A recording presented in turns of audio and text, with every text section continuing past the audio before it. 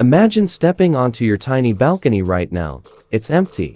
Maybe just a chair and a plant. But in a few simple steps, it could become your dreamy escape, a cozy reading nook, a lush green oasis, or even a mini cafe. Let's transform your small balcony into paradise. Close your eyes and picture your perfect outdoor retreat. Do you want a peaceful hideaway, a stylish lounge, or a space for morning coffee? Defining your goal is the first step. In a small space, every inch counts. Opt for foldable chairs, slimline tables, and wall-mounted shelves.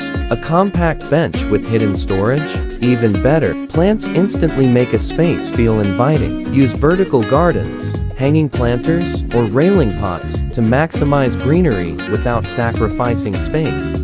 Soft lighting transforms a balcony into a magical retreat.